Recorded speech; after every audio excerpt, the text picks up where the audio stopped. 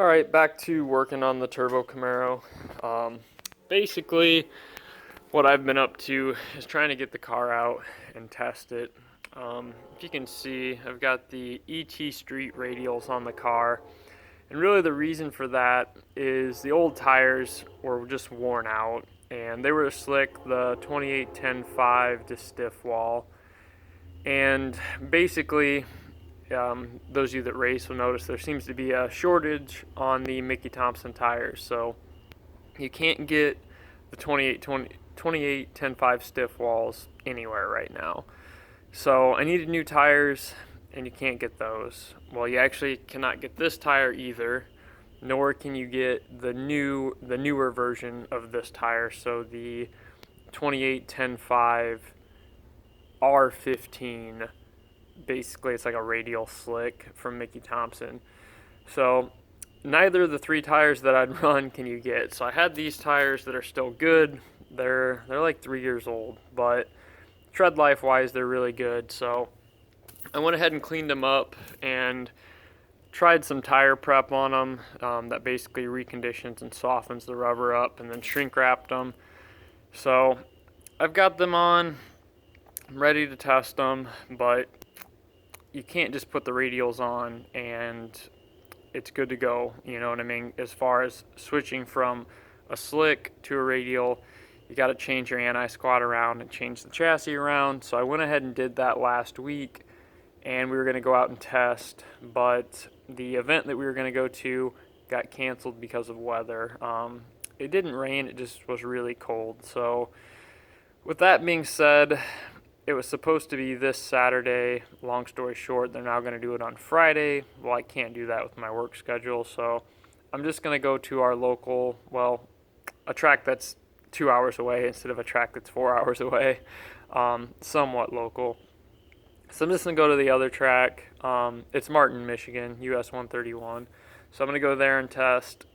The regular Saturday prep for a radial isn't very good, so it is what it is. I need to get out and test. I would have liked to gone to a radial prep event, but it's just not going to work for us this year. So I figure, hey, one last outing. I'm going to try to turn it up if the tire will take it. Figure if I can just get like a low 260, I'll ramp the boost in real hard and try to make like a peak of like 25 to 27 pounds and at least get some mile an hour out of the thing. But beyond that, I'm not going to push it, just because if it's not going to 60 well, there's no reason to hammer on the car down the track. So, but I figure if I can get like a 120, 121, 60, I'll throw 25 to 26, 27 pounds of boost at it and see what it'll run. Yeah, so with all that being said, we've got a lot up in the air on how that's going to go, but I wanted to show you guys a couple of the changes I've made and some things that I've done for the radials.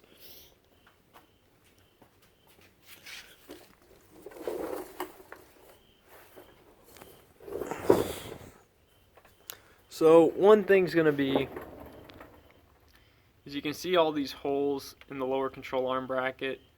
I normally have it in this hole here or this hole here. So we've got the lower control arms drop down on the axle. What that's going to do is create more anti-squat. Now the next thing, so if this, I can keep going down, but I've got a feeling if this doesn't work, this isn't going to work.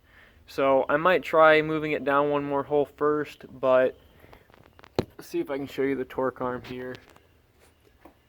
It's kind of hard to see, but the front of our torque arm, let's see, I'll try one more angle first.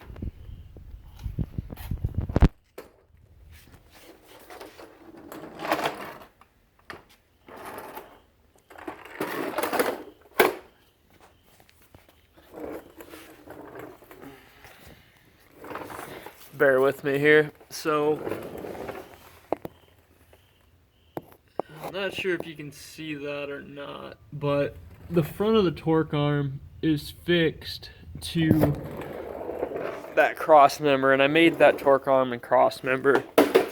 Now, basically, if our adjustments aren't going to work, moving the torque arm up at the front will increase the anti-squat. So what I did is I made this bracket that will actually do two things. It'll allow the torque arm to hinge, and it's going to move the front of the torque arm up. So picture where my thumb is where the torque arm is bolted now. This bracket will bolt there, and then our torque arm is going to bolt here, so it's going to move the torque arm up that distance. So I've got this all set up, and I'm going to take it with me. If this doesn't work, I'll move the front of the torque arm up with this, and that'll increase the anti-squat and give us a good spot to test. But like I said, I mean, kind of got a lot of factors here. How well are these tires going to work? How well is the track going to be prepped? And then I'm going to have to make several shock adjustments to really give the setup that I've got going kind of a fighting chance. So we're going to give it a shot with the drag radials. It's a lot harder on everything, so we're really going to be putting it to the test as far as the differential, the rear end, and the transmission. So we'll see how it goes. Hopefully I'll give you guys a update video and maybe some more GoPro footage of how all this works out. So just wanted to talk about it quickly and talk about some of the changes, and I'll give you guys some more information once I actually get some track outing and testing, because I'm sure there's going to be more adjustments made. I just wanted to give you guys kind of a brief overview of what I've done so far. If you guys like this kind of video, don't forget to like and subscribe, and go ahead and comment if you have any questions. Thanks.